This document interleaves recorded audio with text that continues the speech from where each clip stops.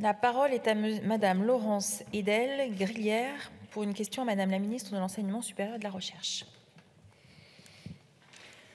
Madame la ministre, ma question concerne les délais de traitement des demandes d'aide au logement des étudiants. Antoine est originaire de Saint-Péray en Ardèche. Il est boursier et fait de brillantes études en école d'ingénieur à Lyon. Le 19 juillet dernier, il a fait une demande d'aide au logement. En attendant le traitement de sa demande, au mois de décembre, il a dû s'acquitter avec sa mère de l'intégralité des loyers, soit l'équivalent d'une demi-année. Pour faire cela, ils ont dû faire de nombreuses dépenses et aussi assumer la charge mentale induite par cette situation administrative.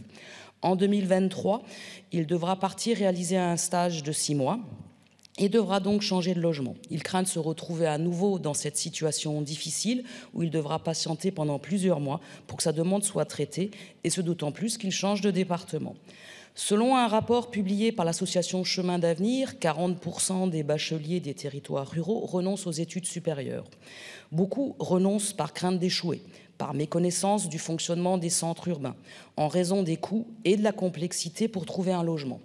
Aussi, après avoir mis en place la garantie Visale qui vise à faciliter la recherche de logement en rassurant les bailleurs et le bail mobilité qui apporte la flexibilité nécessaire aux étudiants, il me semble qu'il convient d'apporter une réponse quant au délai de traitement des demandes d'aide au logement des étudiants. Aussi, Madame la Ministre, qu'est-il envisagé pour réduire le délai de traitement des demandes d'aide au logement, en particulier des étudiants boursiers? Je vous remercie.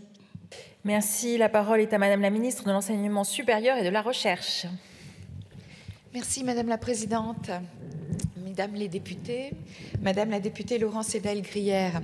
Alors tout d'abord, votre question relève en réalité du ministère des Solidarités, mais bien sûr, évidemment, je suis tout particulièrement intéressée et nous travaillons ensemble sur ces questions.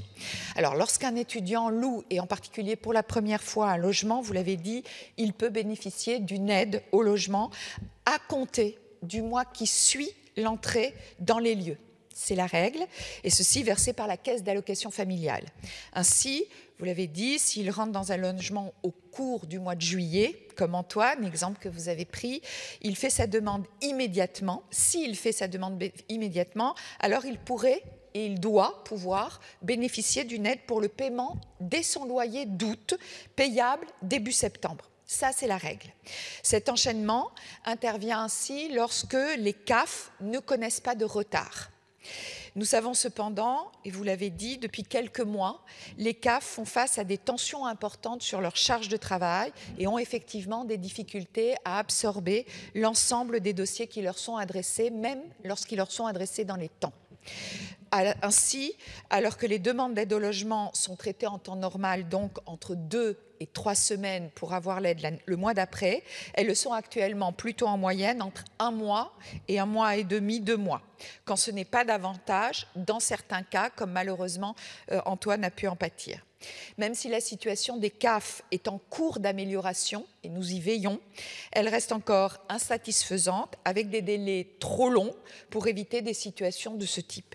Le ministère des Solidarités, en lien avec le mien, suit la situation de très près pour ce public spécifique et pour qui les aides au logement constituent effectivement une ressource indispensable afin d'accélérer des droits et ça sera le cas pour Antoine, je l'espère, en tout cas on y veillera, éviter toute interruption en cas de déménagement pour ceux qui en bénéficient déjà. À moyen terme, de même que nous travaillons actuellement sur un nouveau pacte des solidarités, la convention d'objectifs et de gestion entre la CNAF et l'État pour la période 23-27 est en cours d'élaboration actuellement. Le ministre Jean-Christophe Combes m'a assuré s'impliquer personnellement pour renforcer les objectifs d'accès aux droits assignés au réseau des CAF, notamment pour les publics les plus fragiles comme nos étudiants, et en leur attribuant les moyens adaptés pour y parvenir.